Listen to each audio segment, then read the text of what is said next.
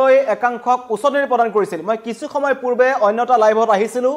য'ত মই এই যুৱকজনৰ কথা উল্লেখ কৰিছিলোঁ আৰু সেই লাইভটোতেই তেওঁ নিজেই মন্তব্য কৰিছে মোৰ লাইভটোত মহম্মদ চাউদ্দিন প্ৰথম কথা মই মুখ্যমন্ত্ৰীৰ ওচৰত ক্ষমা বিচাৰিছোঁ। তেওঁ গাঁতৰ পৰা ওলাইছে আৰু কৈছে আপুনি ইংগিত দিয়াৰ দৰে মই একো কোৱা নাই। তেওঁ কি মন্তব্য কৰিছিল মই প্ৰথমতে শুনাই ল'ব বিচাৰিছোঁ কাৰণ তেওঁ সেই ভিডিঅ'টোৰ প্ৰথমতেই উচ্ছেদৰ বিৰোধিতা কৰিছিল আৰু দেশৰ আমাৰ ৰাজ্যৰ মুখ্যমন্ত্ৰী ডক্টৰ হিমন্ত বিশ্ব শৰ্মা আৰু দেশৰ প্ৰধানমন্ত্ৰীক তেওঁ নিজৰ মুখেৰে তেওঁ কি কৈছিল মই পুনৰ এবাৰ আপোনালোকক শুনাই দিব বিচাৰিছোঁ। মানুষ তুমি টাইম গেলে মুরা হুরইন দিয়া যে কোনো নেতা এমএলএ সিএম পিএম যেসে গু যাও ইতার মুখও যদি তুমি টাইম জুতা দিতে পারো না তুমি টাইম ফস্তাইবা তোমার তানোর লাগি ইতাই করতে না তোমার তানোর লাগি কিছু এখন করতে না মানুষ তুমি টাইম গেলে মুরা হুরইন দিয়া যে কোনো নেতা এমএলএ সিএম পিএম যেসে গু যাও ইতার মুখও যদি তুমি টাইম জুতা দিতে পারো না তুমি টাইম ফস্তাইবা তোমার তানোর লাগি ইতাই করতে না তোমার তানোর লাগি কিছু এখন করতে না। এই আছিল শাহ আলমৰ মন্তব্য যিটো মই প্ৰথমতে শুনাইছিলোঁ কিন্তু তেওঁ সেই ভিডিঅ'টো দেখাৰ পাছত কাৰণ ৰাজ্যৰ জুই তীব্ৰ প্ৰতিক্ৰিয়াৰ সৃষ্টি হৈছে সমগ্ৰ ৰাজ্যবাসীয়ে এই উচ্ছেদ যি চলি আছে কাৰণ যিসকল লোক নিজৰ ম্যাদী পটাত বহি আছে তেওঁলোকক চৰকাৰে একো কাম কৰা নাই কেৱল চৰকাৰী ভূমি বনাঞ্চলৰ মাটি পিজিআৰ ভিজিআৰ ভূমিত বহি থকা সত্ৰৰ মাটিত বহি থকা যিসকল লোক আছে তেওঁলোকক উচ্ছেদৰ কথা কোৱা হৈছিল তাতে গা পুৰিছিল এজন বিদেশত বহি থকা শাহ আলমৰ আৰু তেওঁৰ যিটো মন্তব্য কৰিছে মহম্মদ চাউদ্দিন সেইটো ফেচবুক প্ৰফাইল খুচাৰি এটা পজা পোৱা গৈছে যে তেওঁ অৰিজিনেলি হুজাইৰ পৰা হয় হুজাইত তেওঁৰ অৰিজিনেল ঘৰ হয় কিন্তু তেওঁ বৰ্তমান সৌদি আৰবত থাকে আৰু সৌদি আৰবত বহি একাংশ লোকক তেওঁ এদৰে উচতাই আছিল ৰিয়াদত তেওঁ থাকে তেওঁৰ যি ফেচবুক প্ৰফাইল আছে হয়তো ফেক হ'ব পাৰে কাৰণ এনেকুৱা বিভিন্ন ধৰণৰ ফেক প্ৰফাইল আছে তেওঁলোকে বিভিন্ন ধৰণৰ বিতৰ্কিত মন্তব্যৰ কাৰণে এনেকুৱা ফেক প্ৰফাইল চলাই লয় বা তেওঁলোকে নিৰ্মাণ কৰি লয় কিন্তু এতিয়া এইজন মুৰাজাৰ হুজাই যুৱক যিজন নাম হৈছে শাহ আলম মহম্মদ চাউদ্দিন বুলি তেওঁ ফেচবুকত আছে আৰু এটা অত্যন্ত বিতৰ্কিত মন্তব্য কৰিছিল এজন শাহ আলমে আৰু আমাৰ যি লাইভ আছিল মই কিছু সময় পূৰ্বে লাইভত আহিছিলোঁ তাত তেওঁ নিজেই মন্তব্য কৰিছে কাৰণ সমগ্ৰ ৰাজ্যবাসীয়ে এটা কথা সুধিছিল যে ইমান ভাল কাম কৰি আছে যেহেতু উচ্ছেদ অভিযান কৰি আছে আৰু সত্ৰৰ মাটি বেদখল মুক্ত কৰা হৈছে শেহতীয়াকৈ আমি দেখিছিলোঁ দবকাৰ যমুনা মৌডঙ্গা সংৰক্ষিত বনাঞ্চলত ৫,০০০ বিঘা মাটি চৰকাৰে বেদখল মুক্ত কৰিছে আৰু তাৰ পাছতেই কিন্তু এইজন যুৱক হঠাৎ আবিৰ্ভাৱ উঠিছে আবিৰ্ভাৱ ঘটিল আৰু ইমানেই বেয়াকৈ তেওঁ কৈছিল ৰাজ্যৰ মুখ্যমন্ত্ৰী আৰু প্ৰধানমন্ত্ৰীক কিন্তু তেওঁ সেই কথা পুনচতে নাকচ কৰিছে কিন্তু অতি ৰহস্যজনকভাৱে মুখ্যমন্ত্ৰীক তেওঁ ক্ষমা বিচাৰিছে ক্ষমা কি কাৰণে বিচাৰিলে সেইটো শাহ আলমে জানিব কিন্তু মই পুনৰবাৰ জনাইছোঁ নিউজ 18 অসম নৰ্থ ইষ্টৰ বাতৰিৰ প্ৰভাৱ মুখ্যমন্ত্ৰী আৰু প্ৰধানমন্ত্ৰীক জোতাৰে কোবাবলৈ উচতনি দিয়া যুৱকৰ সন্ধান ওলাইছে আৰু সেইজন যুৱক হৈছে মহম্মদ শাহ উদ্দিন আৰু তেওঁ কৈছে প্ৰথম কথা মই মুখ্যমন্ত্ৰীৰ ওচৰত ক্ষমা বিচাৰিছোঁ তেওঁ মুখ্যমন্ত্ৰীৰ ওচৰত ক্ষমা বিচাৰিছে কি কাৰণে ক্ষমা বিচাৰিছে সেইটো সেই যুৱকজনে জানিব কিন্তু এই যুৱকজনক বিচাৰি উলিয়াব লাগে তেখেতৰ পাছপৰ্ট বাতিল কৰাৰ দাবী তুলিছিল একাংশই ছ'চিয়েল মিডিয়াত আৰু অনতি পলমে কাৰণ দেশৰ প্ৰধানমন্ত্ৰীৰ বিষয়ে এটা মন্তব্য কৰিছিল ৰাজ্যৰ মুখ্যমন্ত্ৰীৰ বিৰুদ্ধে তেওঁ কটু মন্তব্য কৰিছিল তেনে যুৱক কাৰণ ইমান বিশেষজ্ঞাৰ হয় গণতন্ত্ৰত যিকোনো এখন দেশত নাগৰিকসকলৰ অধিকাৰ থাকে তেওঁলোকে সমালোচনা কৰিব পাৰে কিন্তু সমালোচনাৰ এটা ভাষা থাকে সেই ভাষা কৰবাত নহয় কৰবাত এজনে হেৰুৱাইছিল আৰু তেওঁ মন্তব্য কৰিছিল যে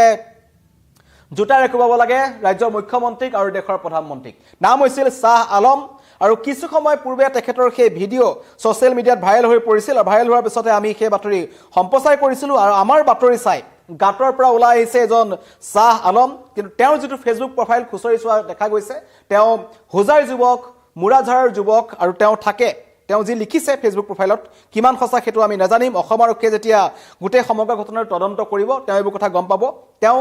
মুৰাজাৰ হুজাইৰ যুৱক থাকে সৌদি আৰবৰ ৰিয়াদ তাৰ পৰা তেওঁলোকে ৰিয়াদত থাকে তাৰ পৰা তেওঁ মন্তব্য কৰি আছিল একাংশ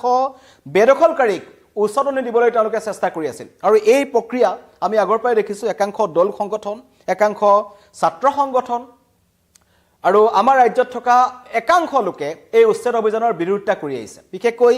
AIDF দলটো আছে আমছু আছে তেওঁলোকে কৈ আছিল যে ৰাজ্যত উচ্ছেদ অভিযান বন্ধ হ'ব লাগে মাদানীৰ দৰে একাংশ ব্যক্তি আছে যিসকলে এই উচ্ছেদ অভিযানৰ বিৰোধিতা কৰি আহিছে কিন্তু তাৰ পাছতো ৰাজ্যৰ মুখ্যমন্ত্ৰী ডক্টৰ হিমন্ত বিশ্ব শৰ্মাই কৈছিল 2025ত যিদৰে উচ্ছেদ অভিযান চলিছিল 2026 চলি থাকিব আৰু বছৰৰ দ্বিতীয়টো দিনৰ পৰাই ৰাজ্যত উচ্ছেদ অভিযান আৰম্ভ হৈছিল আৰু এবাৰ স্থান আছিল ডবকাৰ যমুনা মৌদঙ্গা সংৰক্ষিত বনাঞ্চল য'ত 5000 বিঘা মাটিত 1258টা পৰিয়ালে তেওঁলোকে নিজৰ মন মৰ্জি মতে এফালৰ পৰা সংৰক্ষিত বনাঞ্চল কাটি উদং কৰিছিল তাৰ পাছত তেওঁলোকে তাত ঘৰ বনাইছিল সেইবোৰ এফালৰ পৰা ভাঙি পেলোৱা হৈছে আৰু তাৰ পাছতেই এইজন যুৱকৰ এটা অত্যন্ত উচতনিমূলক মন্তব্য আহিছিল যে মুখ্যমন্ত্ৰীক তেওঁ টাৰ্গেট কৰিছিল দেশৰ প্ৰধানমন্ত্ৰীক তেওঁ টাৰ্গেট কৰিছিল আৰু এইদৰে বিদেশৰ এটা কোঠাত বহি তেওঁ মন্তব্য কৰিছিল যে মুখ্যমন্ত্ৰী আৰু প্ৰধানমন্ত্ৰীক জোতাৰে কোবাব লাগে এইজন হৈছে শাহ আলম আৰু অৱশেষত আমাৰ লাইভটোৰ পাছত তেওঁৰ হয়তো ভয় খাইছে কাৰণ তেওঁৰ যেহেতু অসম আৰক্ষীক সকলোৱে টেক কৰিছে অসমবাসী ৰাইজে কেনেকৈ এনেকুৱা ধৰণৰ কাম কৰিব পাৰে কিমান বেয়া মন্তব্য কৰিব পাৰে এইজন শাহ আলম আৰু তেখেতৰ বিৰুদ্ধে যেতিয়া ছ'চিয়েল মিডিয়াত মন্তব্য পালে তেওঁ নিজেই গাঁতৰ পৰা ওলাই আহিছে আৰু ওলাই আহি আমাৰ লাইভতে তেওঁ মন্তব্য কৰিছে যে মুখ্যমন্ত্ৰীক তেওঁ ক্ষমা খুজিছে এজন শাহ আলমে আৰু এটা বিতৰ্কিত ফেচবুক একাউণ্ট হয়তো সঁচাও হ'ব পাৰে মিছাও হ'ব পাৰে কাৰণ শেহতীয়াকৈ আমি দেখিছোঁ যে ৰাজ্যত চাইবাৰ অপৰাধী আছে বিভিন্ন প্ৰান্তত বহি বিভিন্ন নামেৰে তেওঁলোকে ফেচবুক একাউণ্টসমূহ চলাই থাকে হয়তো তাৰ মাজৰে এজন হ'ব পাৰে শাহ আলম বাকীখিনি আৰক্ষীয়ে কৰিব কিন্তু এই মুহূৰ্তত জনাইছোঁ যে যিজন শাহ আলমৰ কথা কোৱা হৈছে বহুতে মন্তব্য কৰিছে বিজয় দাসে মন্তব্য কৰিছে শাহ আলম হোজাইৰ ঘৰত ওচৰতে হোজাইত তেওঁৰ ঘৰ এনেকুৱা ধৰণৰ মন্তব্য কৰিছে হয়তো হোজাইৰ যিসকল লোক আছে চিনি পাব এইজন যুৱকক নাম হৈছে শাহ আলম আৰু তেওঁৰ যিটো ফেচবুক একাউণ্ট আছে তাত তেওঁ লিখি থৈছে তেওঁ ৰিয়াদত থাকে সৌদি আৰবত আৰু তাৰ পৰাই তেওঁ এই হয়তো ভিডিঅ'টো কৰিছিল আৰু তেওঁ ভাবিছিল যে বিদেশত বহি ৰাজ্যৰ একাংশ বেদখলকাৰীক বা বেদখলৰ যি প্ৰক্ৰিয়া চলি আছে এই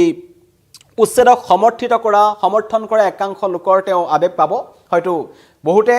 ছ'চিয়েল মিডিয়াত ফ'কাছ পাবৰ কাৰণে এনেকুৱা ধৰণৰ কাম কৰে তেনেকুৱা ধৰণৰ কাৰণেও তেওঁ কৰিব পাৰে কিন্তু অৱশেষত জনাই আছোঁ নিউজ 18 অসম নৰ্থ ইষ্টৰ এটা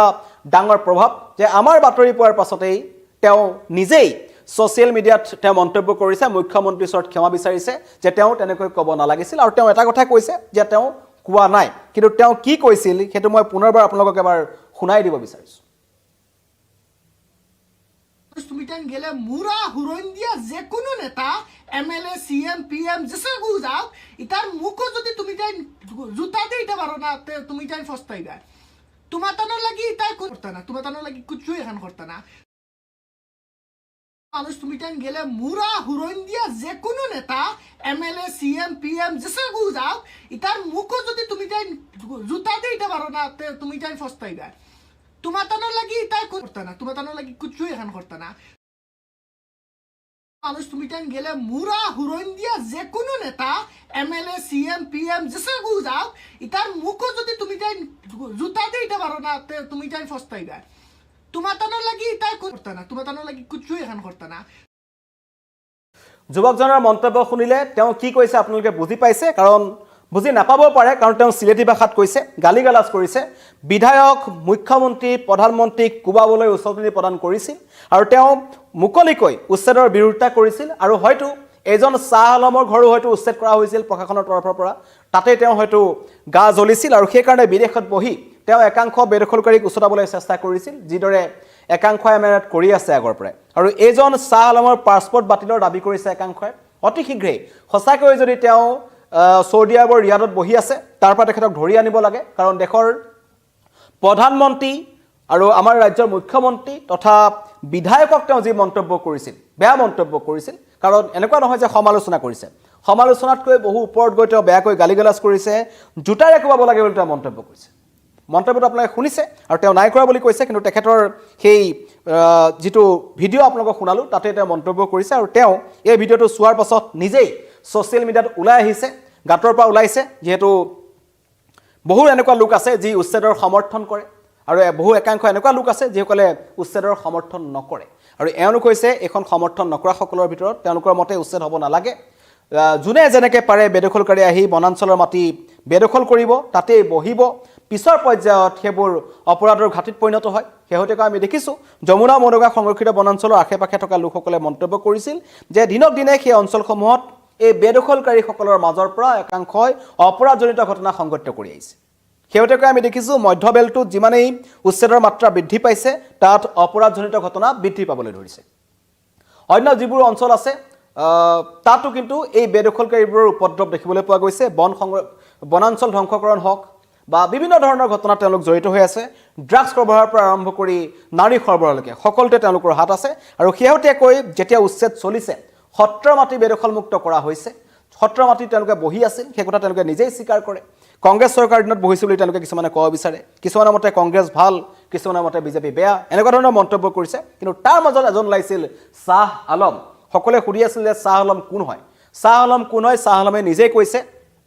অলপ সময় আগতে মই সেই লাইভটো কৰিছিলোঁ মোৰ লাইভটোত এটা মন্তব্য কৰিছে যে মহম্মদ শ্বাহ উদ্দিন বুলি তাত লিখা আছে তাতো এটা বেলেগ ধৰণৰ তেওঁ মন্তব্য কৰিছে কাৰণ কেইবাটাও ফেচবুক প্ৰফাইল তেওঁ থাকিব পাৰে তেওঁ লিখিছে প্ৰথম কথা মই মুখ্যমন্ত্ৰীৰ ওচৰত ক্ষমা বিচাৰিছোঁ প্ৰথম কথাটোৱে আপোনালোকক কৈ দিছোঁ আৰু তাৰ পাছত তেওঁৰ যদি ফেচবুক একাউণ্টটো খুলি বিচাৰিবলৈ যায় তাত এই বিতৰ্কিত ভিডিঅ'টো আপোনালোকে পাব হয়তো অসম আৰক্ষীয়ে নিজাববীয়াকৈ ব্যৱস্থা গ্ৰহণ কৰিব কাৰণ ইতিমধ্যেই ৰাজ্যজুৰি তীব্ৰ প্ৰতিক্ৰিয়াৰ সৃষ্টি হৈছে তেওঁৰ এই বিতৰ্কিত লাইভটোৰ পাছত ধন্যবাদ